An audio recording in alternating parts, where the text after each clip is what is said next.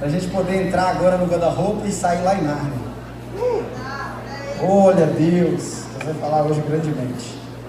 Quem gosta de Bíblia aí? Amém. Então, como vocês sabem, nós estamos fazendo uma série de 3 mensagens. Uma mensagem a respeito do Pai, uma mensagem a respeito do Filho e do Espírito Santo. Estou brincando.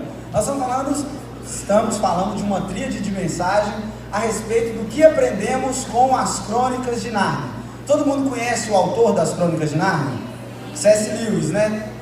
Quem não conhece o autor das Crônicas de Nárnia, depois dá uma pesquisada para você se inteirar sobre os assuntos que ele escreve. Tem um livro muito bom dele que eu acho que todo cristão deveria ler, que é O Cristianismo Puro e Simples. Quem precisar emprestado eu tenho, se precisar online também eu tenho, só me falar, amém? Ele é um autor sensacional, alguns livros dele são complexos de se entender, mas a grande maioria é muito top. As Crônicas de Nárnia são um conjunto de livros que fizeram bastante sucesso no Brasil por conta do filme que vocês viram aqui, o trailer que o nosso amigo aqui, o Thiago da mídia, né?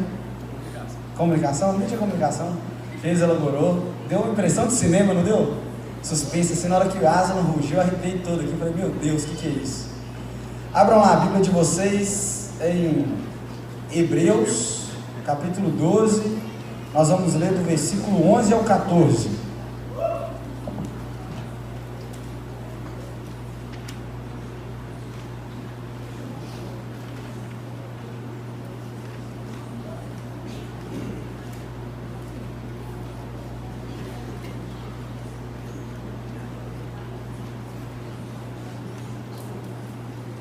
Já até recebi mensagem aqui para mandar o livro em PDF, só é rápido.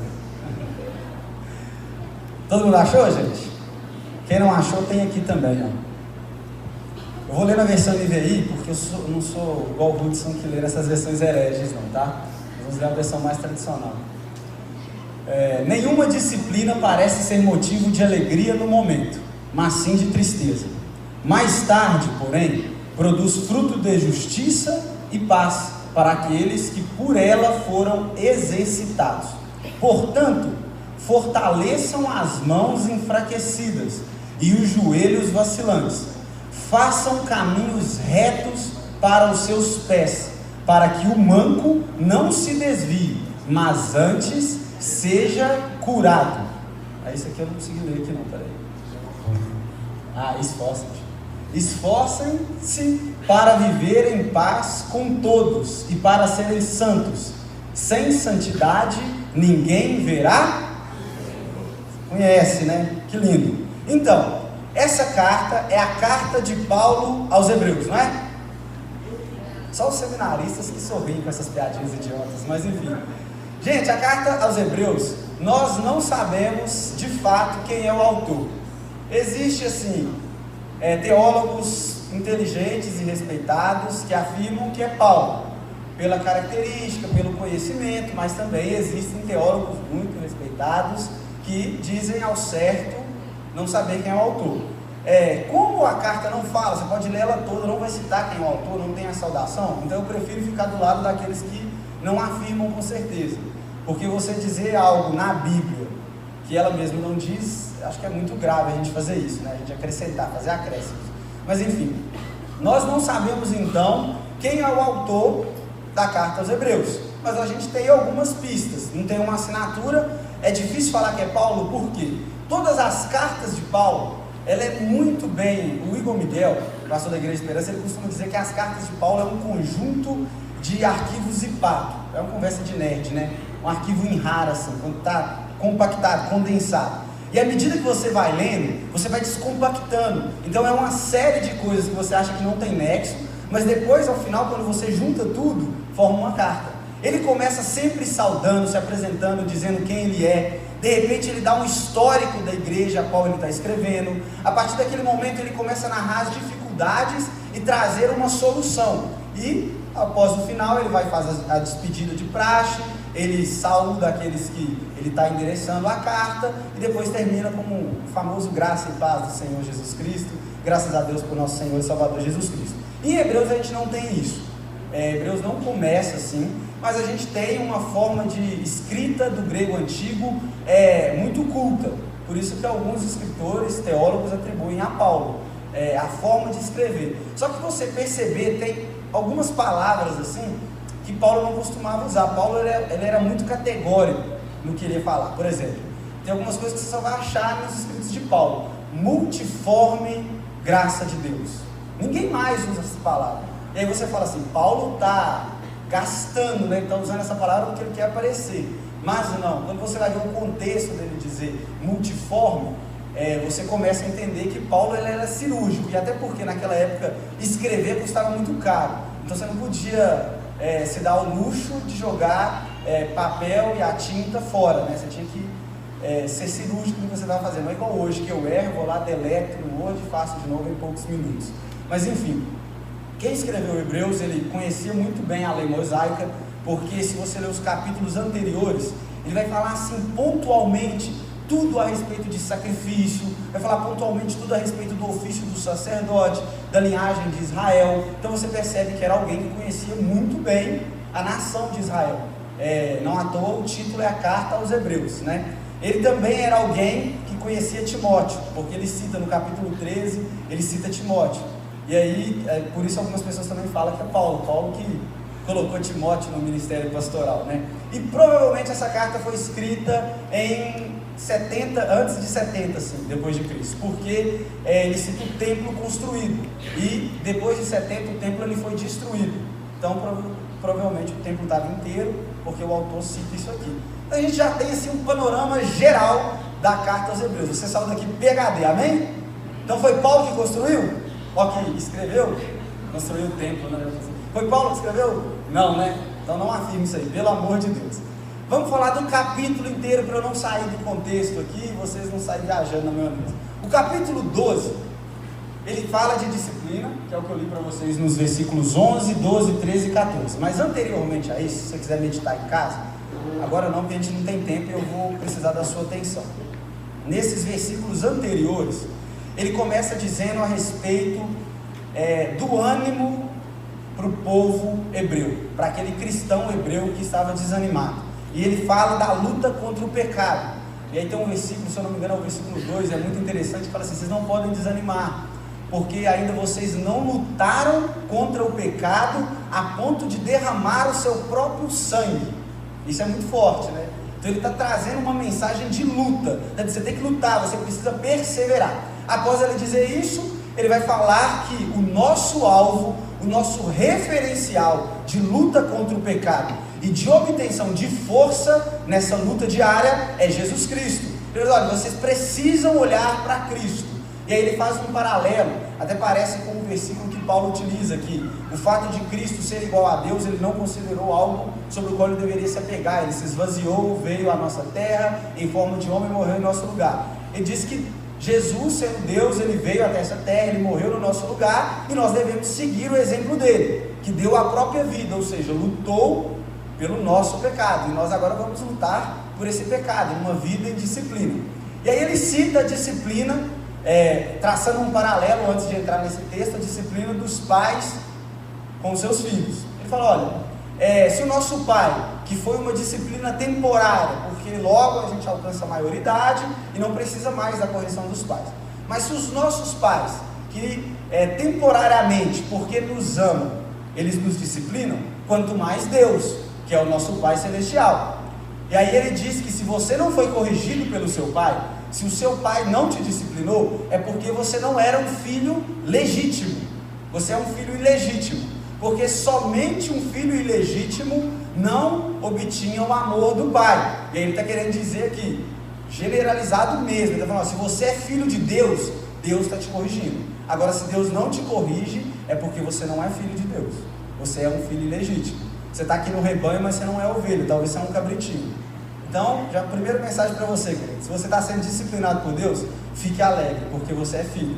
Só filho recebe disciplina do pai, amém? E após dizer isso, a gente precisa entrar num contexto geral agora, que eu quero falar sobre o tema de hoje, que é disciplinas espirituais. Todo mundo sabe o que é disciplina aqui? Eu creio que sim, né? Pode passar o primeiro slide, por gentileza. É o segundo, né? Vamos lá. Além do conceito no geral que a gente tem de disciplina, vamos lá, qual que é o conceito geral? Disciplina pode ser englobado como uma matéria. Quem tem disciplinas aqui na faculdade? Quase todo mundo, né? Então, disciplina, ela requer o quê? Ela requer concentração, requer ordem, requer atenção, requer a sua presença, a sua dedicação. Então, o primeiro ponto da disciplina, ela tem a ver com o quê? Vamos lá. A disciplina, ela vem do termo latim disciplinae, e ela carrega o significado de educação, ordem e sistematização. Então, toda vez que você precisa ser disciplinado, é que algo saiu fora da sua ordem normal. Você andava por aqui, e aí você está aqui, ó, cambaleando. Então, é necessário uma correção de rota. Você precisa ser disciplinado, você precisa ser reajustado. Nós, hoje, temos a tendência a imaginar disciplina como uma palavra um pouco militar, não é? Você imagina que ser disciplinado é o tamanco da sua mãe voar na sua testa, mais ou menos alguma coisa assim. Ou então você vê um homem de farda vindo com uma metralhadora em sua direção para te matar. Mas não é essa a ideia de disciplina. Disciplina é basicamente corrigir, você colocar algo no eixo.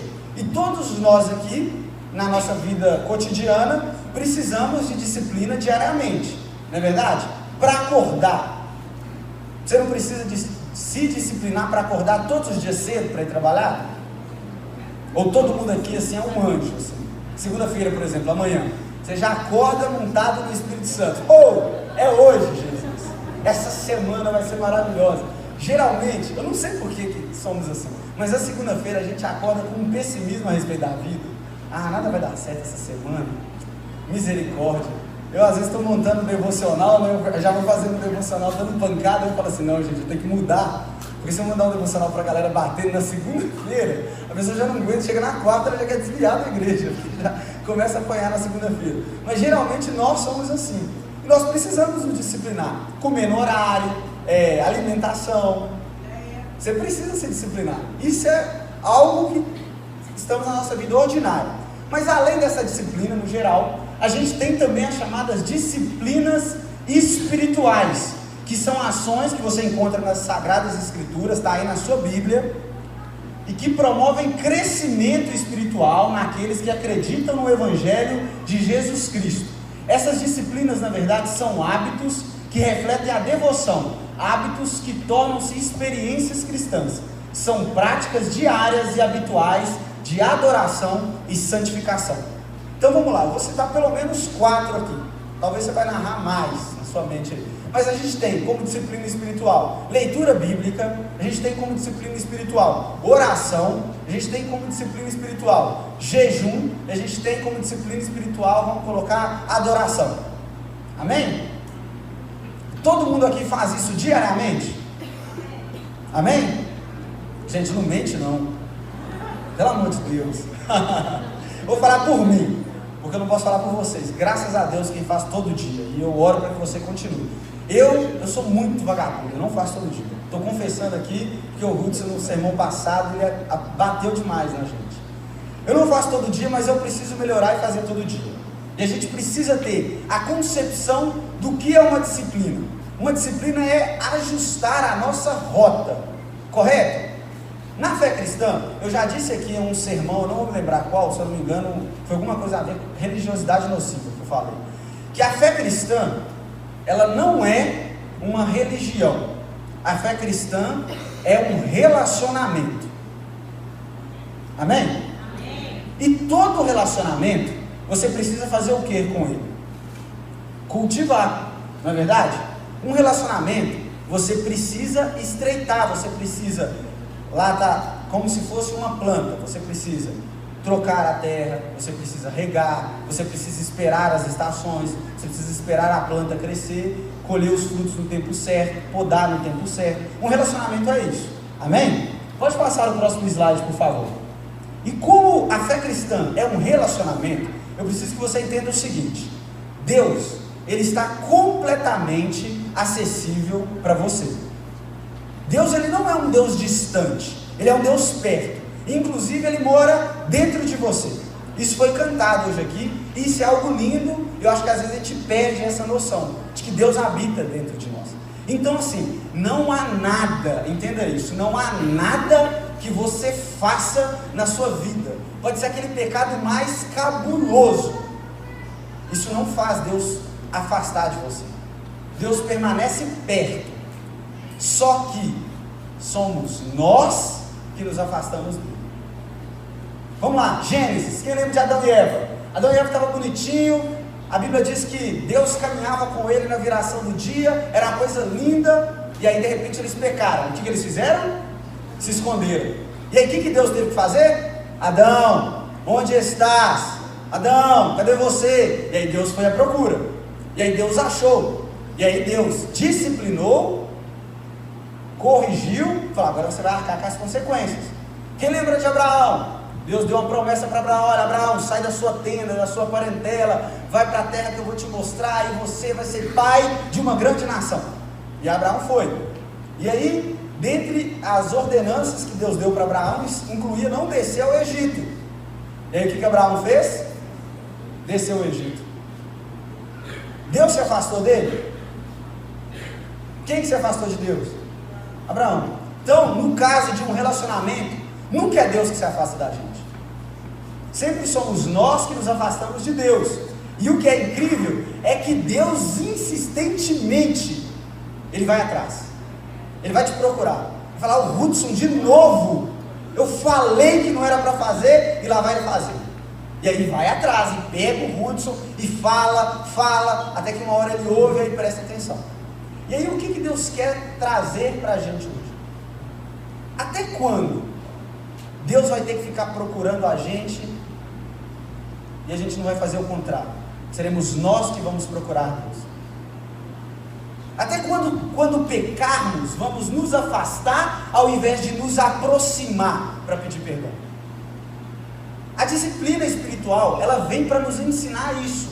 Por quê? Existe um tempo humano, que é o chamado de Cronos, né? Que é o nosso tempo, a nossa realidade, o nosso mundo.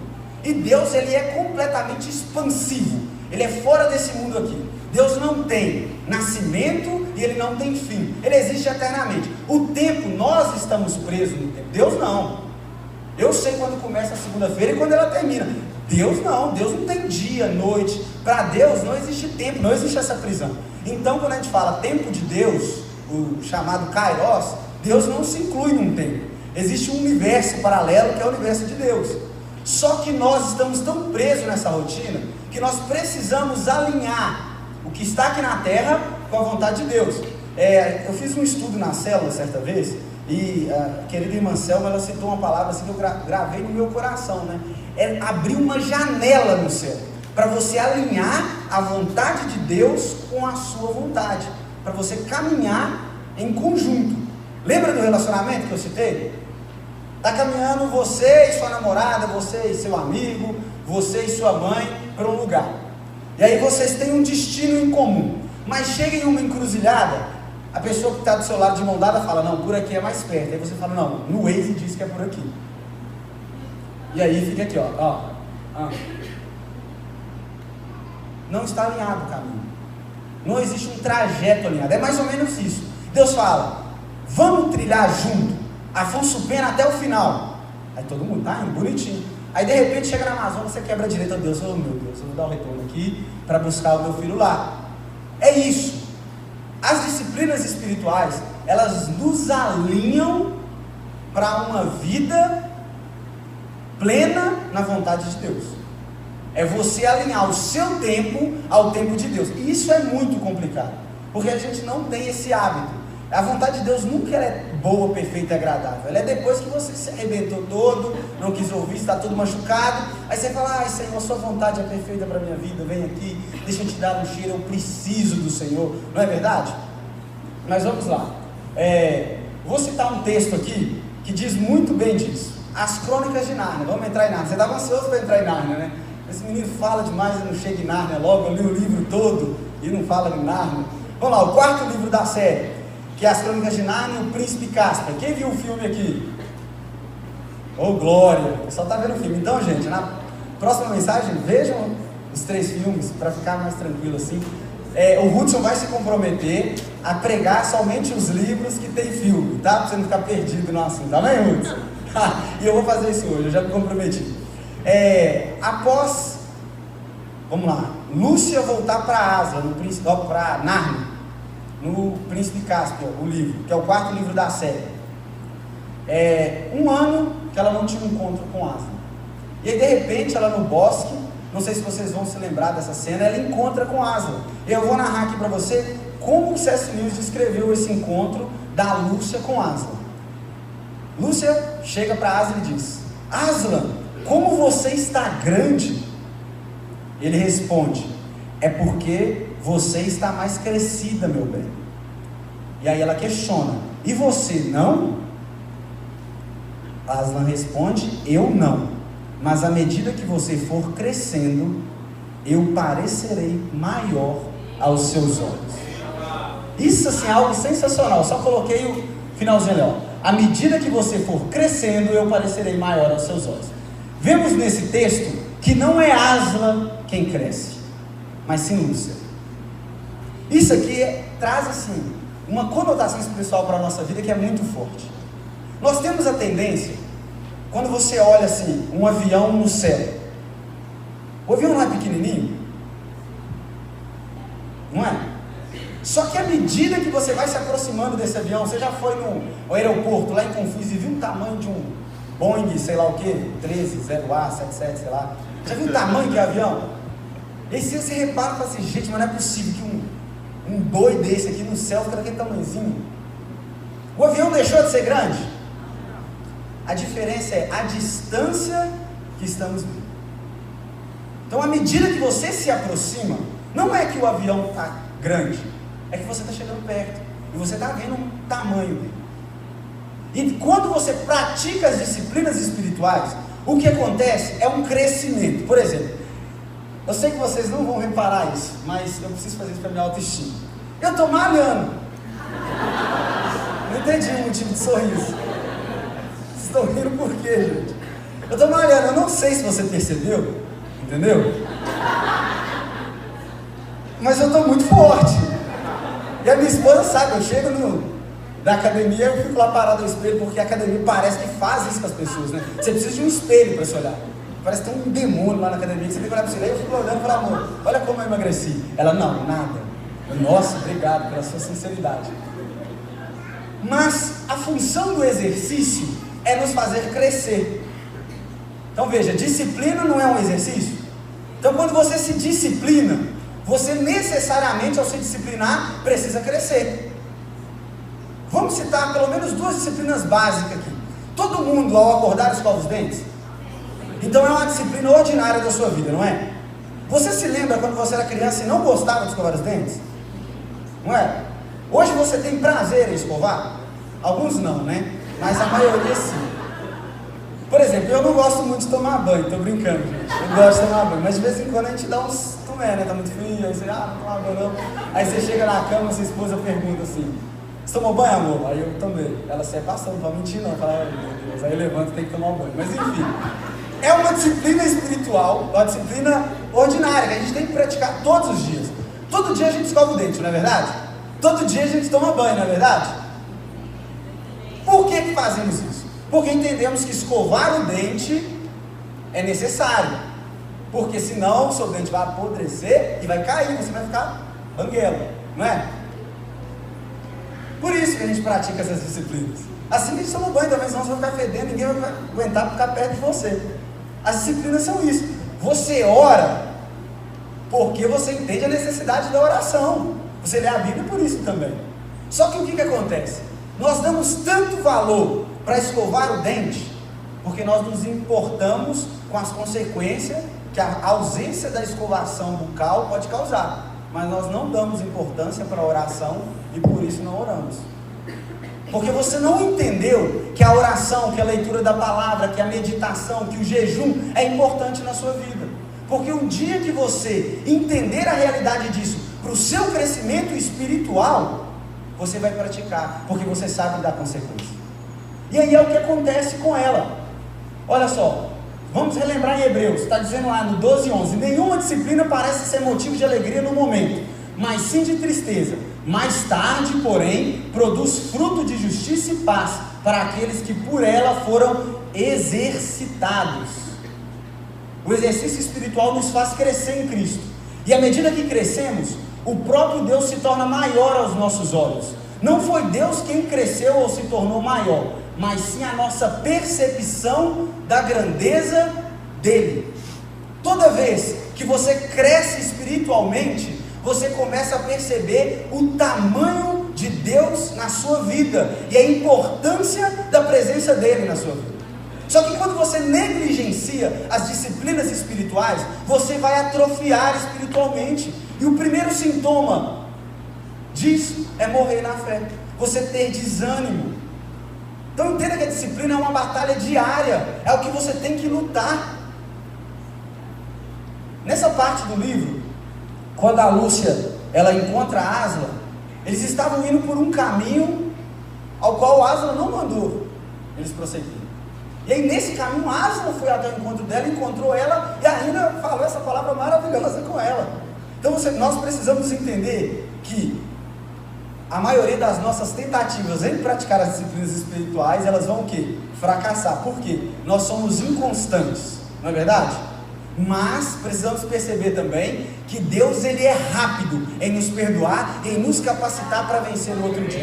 É por isso que o seu dia tem 24 horas, porque se você caiu hoje, no outro dia ele te levanta. É por isso que o choro dura uma noite, porque de manhã vem alegria, tá bom? Então lembre-se, se você perdeu hoje e não conseguiu orar, amanhã você ora o dobro. Se não conseguiu ler a Bíblia hoje, amanhã você lê Salmos inteiro. Amém? Oh, glórias! Nós precisamos entender que as disciplinas espirituais elas são graça e não lei. Nós fazemos por prazer e não por obrigação. Você começa escovando o dente porque sua mãe está lá te disciplinando todo dia. Tem que escovar, seu dente vai cair. E aí até que chega um ponto que você ama aquilo que você está fazendo. Disciplina espiritual é isso. Você começa às vezes achando que é chato, mas de repente aquilo se torna tão prazeroso que você não consegue mais passar um dia sem fazer. Amém? Pode passar o próximo slide, por gentileza. Os benefícios da disciplina, a intimidade que a disciplina gera, tá? Nós precisamos entender que a disciplina ela é alimento para a alma. Todo mundo aqui gosta de comer, gente? Eu amo comer, maravilhosamente, comer é muito bom. E as disciplinas elas são alimentos para a nossa alma. Quando você disciplina a sua fé, você exercita a sua fé, você está se alimentando, e de um alimento eterno. E aí, mais uma vez, eu quero entrar em Nárnia aqui, vamos lá. Dessa vez, em O Leão, a Feiticeira e o Guarda-Roupa, o primeiro filme lá da série. Você lembra quando o tal de Edmundo, aquele menino chato, que fica legal depois, o traidor, né? Ele, deixa eu ver se é Edmundo mesmo, eu confundo Edmundo com o Eustáquio. É Edmundo mesmo, né? O Eustáquio é do terceiro, mas enfim. Tem que pôr começando com E, aí você confunde. Ele entra em Nárnia a primeira vez, todo mundo lembra aqui? E aí ele encontra com a feiticeira branca, a Frozen. Ela está passando, correndo assim, o trilhozinho dela com a anão, ele encontra ela, e ao encontrar ela, ela fala que pode conceder para ele todos os desejos. E aí qual que é a primeira coisa que ele pede, vocês lembram? Ele pede um manjar turco. É normal uma criança pedir doce, não é verdade? E ele pede um manjar turco. E é legal que ela concede um manjar turco para ele. E aí, ele começa a comer, ele devora aquilo. Só que é interessante como C.S. Lewis descreve a sensação de se alimentar daquele manjar turco. Ele diz assim, ó: e quanto mais comia, mais tinha vontade de comer. O manjar turco, na verdade, estava encantado. Quem o provasse, ficaria querendo sempre mais e chegaria a comer, até estourar. E aí se vocês viram o filme, pelo menos, vocês vão entender que todo momento que ele tinha um encontro com a feiticeira, o que ele pedia para ela? Me dá mais um pouquinho de manjar turco? E aí ela dava uma resposta áspera, falava que ia matar, alguma coisa assim, mas aí a série vai seguir. Isso significa o que, gente? Um alimento que não é o alimento que as disciplinas espirituais proporcionam. A nossa alma, nós temos um vazio existencial, todo mundo aqui sabe disso, né? E nós precisamos preencher esse vazio espiritual. Só que nós procuramos um tanto de outra coisa. A gente está procurando um tanto de questões maiores. O nosso maior problema é sempre dar atenção às distrações, aquilo que é supérfluo e transitório. Esse é justamente o objetivo da feiticeira branca: nos tirar o foco e nos distanciar de Aslan e da mesa posta para nos receber, nos empantufar de doce antes do almoço, para que no momento da refeição mais elementar no dia, nós não tenhamos fome do que é e realmente precisamos comer. Sempre que sentimos o chamado vazio existencial, procuramos preenchê-lo com diversas outras coisas, a não ser Cristo. Mas tudo isso são distrações da nossa real necessidade, um relacionamento sólido e maduro com Ele, Jesus Cristo. Quando você procura preencher o seu vazio existencial fora do relacionamento com Deus, na verdade você está se empantufando de doces encantados pela feiticeira branca. E sabe o que vai acontecer? Você vai comer, você vai comer, você vai comer e nunca terá satisfação plena. Você vai caminhar por aí rodando e vai falar: meu Deus, eu não aguento mais. A que ponto vai parar? Porque você está procurando se alimentar da comida errada. Você está procurando prazer nas coisas erradas. É Deus quem deveria te dar prazer. São as disciplinas do relacionamento com Deus que deveria te dar prazer. Existe algo que nós perdemos, nós cristãos, que é o fato de às vezes estamos no trabalho, estamos em oração e temos lá o nosso quarto de oração separado, e a gente não tem mais aquela vontade, aquele prazer, fala só, até 18 horas eu vou chegar em casa, mas eu vou me debruçar em oração, eu vou morrer de tanto ler a Bíblia, os meus olhos vão sangrar. Ninguém nunca teve essa vontade, né? Mas nós não temos mais esse prazer.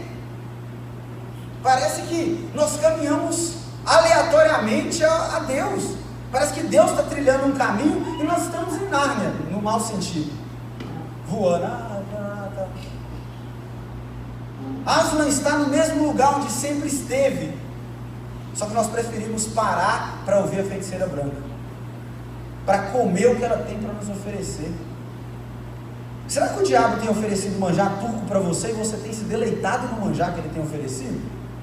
Ou você tem esperado a mesa da comunhão dos santos no dia de glória, onde você vai ver o leão da tribo de Judá, aquele que venceu a morte e ressuscitou, e ele vai te saciar completamente e todas as suas necessidades, e eu disse todas, serão plenamente satisfeitas nele, na pessoa de Jesus Cristo. Aleluia. Onde você tem colocado a sua expectativa? Onde você tem colocado todos os prazeres da sua vida? Na vontade do seu coração ou naquilo que Deus tem proporcionado para você? Meu Deus, eu te amo tanto que eu quero ter prazer no Senhor e em nada mais. Mas não, parece que nós nos distraímos com a feiticeira branca e queremos nos alimentar somente do alimento que ela pode proporcionar. Só que existe uma diferença. O manjar turco oferecido pela feiticeira branca era gostoso, e você há de entender que o manjar a mesa que Aslan prepara para os seus, também os alimentos são saborosos. Então qual que é a diferença? Satisfação. Não está no sabor, está na satisfação. Tanto o pecado quanto o que Deus tem para te oferecer vai ser saboroso. A questão é o que o Deus te oferece pode te satisfazer completamente, o que o pecado te oferece não. Você nunca vai ser plenamente satisfeito no pecado. Você vai pecar, e vai querer pecar de novo, e vai querer pecar de novo, e vai querer pecar de novo, e quando você perceber, você vai estar distante como um filho pródigo, perdido, comendo o resto de comida de porco, desejando ser escravo de Deus, porque ser escravo ainda é melhor do que estar deitado com os porcos. Só que a comida que Deus te oferece é uma comida, além de ser prazerosa, ela nos traz satisfação. A água que Ele tem para te dar de beber é aquela que, se você beber, você nunca mais terá sede na sua vida, porque do seu interior vão fluir rios de águas vivas. Do seu interior vão jorrar águas cristalinas. E isso sim, essa realidade é maravilhosa. Quando a gente tem noção do que é isso, a gente para de se deleitar com os manjares que feiticeiras podem nos oferecer. A gente deixa de deitar, de andar, de caminhar, de ter comunhão com aquilo que é errado, com aquilo que é frio, com aquilo que não tem constância, e a gente passa a andar no quente, como o leão, com aquele que A Lúcia fala muito bem nos livros, ela fala que toda vez que Aslan rugia, ela sentia um bafo quente esquentando a sua face do frio sobre o qual Nárnia passava, né? E aí, caminhando para o final, que eu quero concluir com vocês, que à medida que nós exercitamos a nossa fé, nós nos tornamos fortes na confiança em Deus. Nós passamos a confiar nele, porque entendemos o tamanho dele frente à nossa pequenez. Quando nós nos exercitamos, nós passamos a ver que Deus é grande. E aí nós entendemos, meu Deus, a situação é tão pequena comparada ao tamanho do meu Deus. Mas por quê? Você está na intimidade com Ele através da disciplina que você tem no seu relacionamento com Deus. E aí eu quero citar o último pedaço aqui do livro, a última pincelada. Pode passar, por gentileza. É o último estágio aqui. No final do livro, A Viagem do Peregrino à Alvorada, Lúcia e o Edmundo estão se despedindo, e Eustáquio também estava lá. Vocês lembram desse finalzinho aqui? Isso no filme é sensacional, chega a chorar nesse filme. E aí a Lúcia, ela sabe que ela cresceu, e ela sabe que ela vai ter que voltar para o mundo real, e ela não vai ficar mais em Nárnia, porque agora ela é uma pessoa adulta, e somente pessoas inocentes, somente crianças podem ficar em Nárnia. E aí ela, soluçando, chorando, ela diz assim: como poderemos viver sem vê-lo, Aslan? E aí ele responde: você há de encontrar-me, querida. E aí Edmundo perguntou: está também no nosso mundo? Estou, mas lá eu tenho outro nome. Tende me aprender a conhecer-me por esse nome. Foi por isso que eu os levei a Nárnia, para que, conhecendo-me um pouco, venham a conhecer-me melhor. Nossa, isso é forte demais, chega a arrepiar aqui, gente. A disciplina espiritual, ela nos proporciona o fato de conhecer Deus um pouco hoje, para que amanhã você conheça um pouco melhor. A questão é que no seu mundo, na sua rotina, naquilo que você faz, você já obteve intimidade de relacionamento a ponto de perceber a mão de Deus em todas as coisas da sua vida?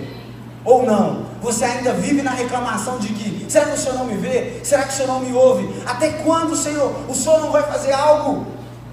Por quê? Quando percebemos a grandeza de Deus na nossa vida, nós entendemos que tudo que acontece, seja na nossa vida ordinária, seja aquilo comum, ou seja aquilo extraordinário, aquilo que foge do racional, é a mão de Deus agindo. E aí nós vemos o nome de Deus nas coisas ordinárias da vida.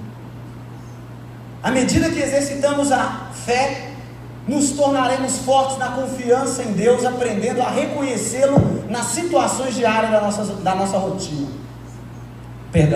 As disciplinas espirituais nos ajudam justamente nisso, a reconhecer o tamanho de Deus em nosso mundo, na nossa rotina, na nossa família.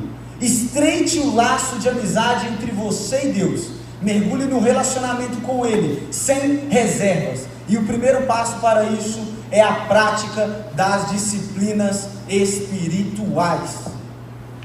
Você concorda que escovar o dente é importante, mas não consegue dar o braço a torcer que orar é importante, porque você entende que se você não escovar o dente, seu dente cai.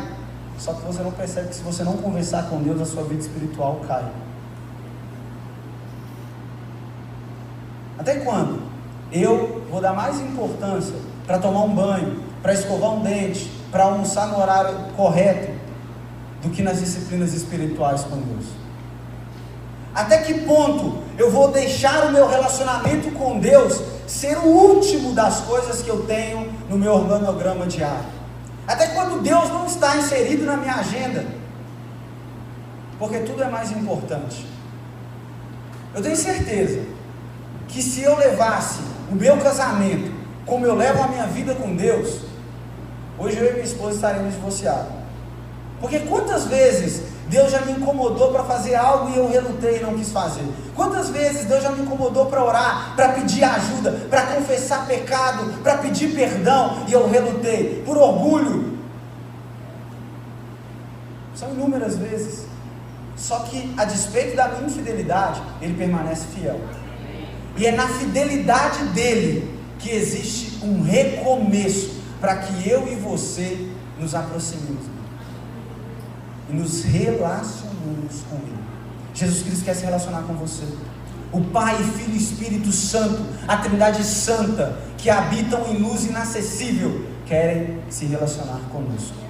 E antes de finalizar, eu queria passar um vídeo com vocês aqui, rapidinho. Podem apagar as luzes, por gentileza? Solta pra gente aí. Vai nos visitar em nosso mundo.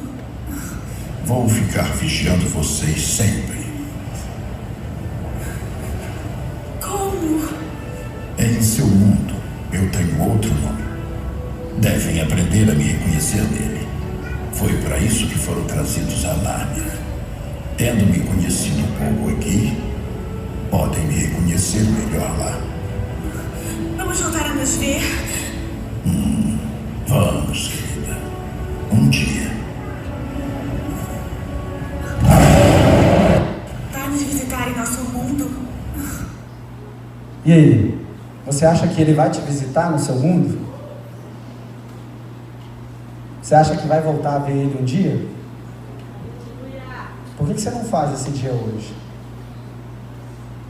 Por que você não fecha a porta do seu quarto hoje? Por que você não fala, vem Jesus Cristo, como nunca antes, me leva para um lugar onde eu me esvazie de mim mesmo, onde eu entre no jardim secreto, onde seja só eu e o Senhor, onde todas as minhas preocupações sejam silenciadas, onde tudo aquilo que eu anseio, tudo aquilo que eu tenho desejado, seja plenamente satisfeito. Até quando você vai viver deixando a vida te levar? Que dia que você vai dar um abraço no leão da tribo de Judá e vai sentir o bafo quente dele na sua face, esquentando o frio do seu coração? Que dia que nas noites frias da sua vida você vai chamar Asa para deitar na sua cama e te esquentar? Que dia que você vai parar de se entregar para qualquer coisa que é temporal, que é transitória, e vai se entregar para aquilo que é eterno? É isso que Jesus quer. Fique de pé no seu lugar. Tenha um encontro com Ele.